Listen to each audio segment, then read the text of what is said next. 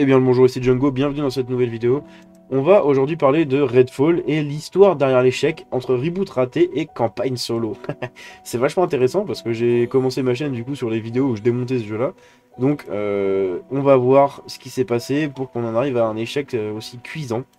Il n'aura pas échappé au monde du jeu vidéo que Redfall a été un échec. Une déception critique et commerciale qui fait tâche pour le plus gros jeu Xbox du premier semestre. Et ce, alors même que les femmes attendent des jeux d'envergure et de qualité depuis un petit moment. Nous avons aujourd'hui quelques éclaircissements sur ce qui a pu se passer au sein du studio.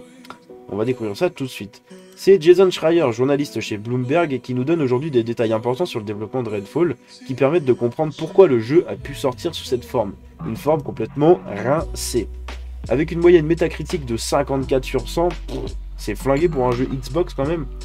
Redfall est une déception, et le patron de Xbox, Phil Spencer, avait réagi peu après sa sortie en se disant en colère contre lui-même, évidemment, parce qu'en fait il disait qu'ils n'ont pas assez suivi le jeu. En fait ils ont racheté les studios, donc Arkane du coup, quand ils ont racheté Bethesda, et donc quand ils ont racheté Zenimax. Dans Zenimax il y avait Bethesda, dans Bethesda il y a Arkane, et quand ils ont racheté du coup tout ce groupe là, en fait ils n'ont pas assez suivi les jeux qui étaient déjà en développement, dont Redfall du coup, et ils les ont un peu laissé se gérer eux-mêmes. Et bah, il s'est passé ce qui s'est passé. Non seulement Redfall est sorti avec des bugs qui n'auraient pas dû passer, mais il a été jugé beaucoup comme un jeu sans réelle saveur avec une IA peu convaincante.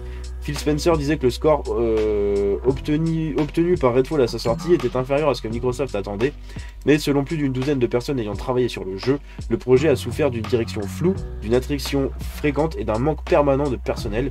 L'échec n'était donc pas une grosse surprise pour eux. Voilà, un manque de gestion comme d'habitude.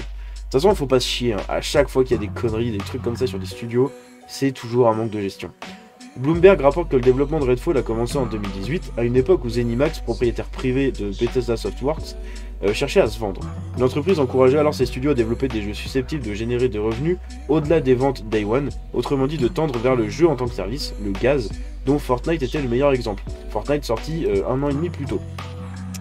Selon les mêmes sources, Zenimax, sans les y obliger, encourageait donc les studios à implémenter des microtransactions dans leurs jeux, ce qu'Arkane Austin imaginait initialement pour Redfall. Au passage, désolé, je vais prendre cette image là pour faire ma miniature, elle est vachement stylée. Voilà, c'est tout. Solo ou multijoueur, navigation entre deux eaux. Se lancer dans un multijoueur lorsqu'on est habitué à créer des jeux solo, dit Immersive Sim, donc ce qui est le cas avec Arkane, hein, c'est le pari qu'ont voulu tenter Harvey Smith et Ricardo Baer, co-directeur sur Redfall. Ils ont dû se taper une bière. Putain, je suis vraiment pas fier de cette vanne, désolé. Mais en interne, plusieurs voix s'élevaient déjà et doutaient de ce choix. Bloomberg rapporte que les membres se sont finalement sentis frustrés par des références souvent changeantes de la direction à d'autres jeux, tels que Far Cry et Borderlands, qui laissaient chaque département avec des idées différentes sur ce qu'il était exactement en train de faire. Alors, sur le fond, Far Cry et Borderlands peuvent être un peu pareils, mais en fait, ils sont complètement différents, complètement différents. C'est des FPS où on désigne tout ce qui bouge, d'accord, mais en fait c'est complètement différent. Il y en a un qui est centré plus sur le solo, l'autre qui est centré que sur le multijoueur, le loot et compagnie. Enfin, au secours quoi, c'est quoi le rapport entre les deux? À part que ce soit FPS où on tire avec des armes. Il ressort que le développement de Redfall n'a jamais vraiment pu s'éclaircir et que jamais la tension fondamentale entre la conception d'un jeu solo et celle d'un jeu multijoueur n'avait été résolue. Un manque de moyens pour un jeu ambitieux.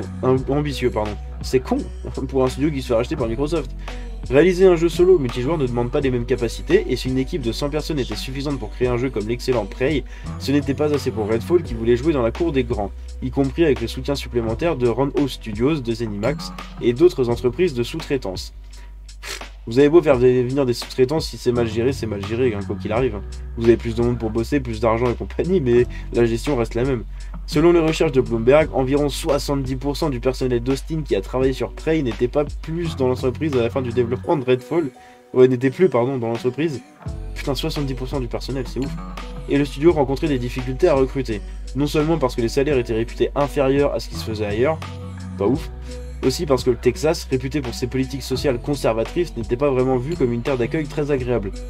On est d'accord, ça peut jouer beaucoup. Après, maintenant, à l'ère du télétravail, je pense que ça a vachement changé. Hein. Et lorsque Microsoft a racheté Zenimax et donc Bethesda, certains membres de l'équipe d'Arkane espéraient que Microsoft annulerait Redfall, ou mieux encore, les laisserait les rebooter en tant que jeu solo. Putain, c'est grave. Quand vous avez une partie de l'équipe qui veut carrément arrêter le jeu ou le changer en entier, changer de direction, c'est ouf, hein. C'est vraiment symptomatique d'une direction mal branlée, tout simplement. Mais rien de tout ceci n'arriva puisque Microsoft souhaite laisser les équipes diriger leurs projets. C'est vrai qu'ils ont une liberté créative quand même assez poussée chez Microsoft. Ils respectent en fait la vision créative, comme disait Phil Spencer dans son interview. Une politique non interventionniste, souvent vantée par les cadres de l'entreprise. Ouais, sauf qu'on voit que sur des projets comme ça, où ils ont besoin, ils ont besoin pardon, d'être gérés, d'être dirigés, d'être corrigés, en fait, on voit justement où ça pêche, et on voit les limites de cette stratégie d'entreprise.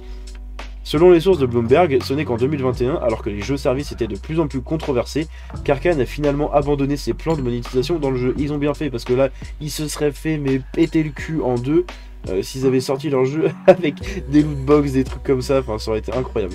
Redfall a été présenté par Microsoft comme l'un des fers de lance de la nouvelle génération de consoles. Raté. Le jeu étant d'ailleurs à la surprise de fin de la conférence Xbox et Bethesda de l'E3 2021. Ah ouais putain, c'était la fin de ça. Je me rappelle plus, j'ai dormi depuis. Oh, ça fait tâche quand même maintenant. Hein. Désormais, tous les regards se tournent vers le prochain gros jeu de Bethesda, Starfield, le Seigneur, le Messie, dont la sortie est prévue pour le 6 septembre 2023. Bon, voilà, on en sait un peu plus. Ça résume grosso merdo ce que j'avais déjà dit dans ma vidéo il y a 3 semaines, un mois maintenant, presque. Et voilà, une mauvaise gestion, un laisser-aller flagrant de Microsoft. En même temps, voilà, ils ont été au bout de leurs convictions, à laisser les joueurs se gérer, enfin les développeurs pardon, se gérer eux-mêmes. Mais on voit, comme je l'ai dit, la limite de cette stratégie-là. On voit que ça a pêché quand même grave, et j'espère qu'ils vont changer. Que quand les studios qui ont besoin, et vraiment besoin, de changement, de direction et compagnie, j'espère que Microsoft va appuyer quand même, et pas dire non, on laisse tout le monde se démerder, alors vous en faites partie. Non, ça c'est pas terrible, hein, on voit le résultat. Bref, j'espère que la vidéo vous a plu. Si c'est le cas, vous pouvez la liker, la partager, vous abonner en activant la cloche, me suivre sur les réseaux, tous les liens sont dans la description. Je vous dis à la prochaine, c'était Django, ciao.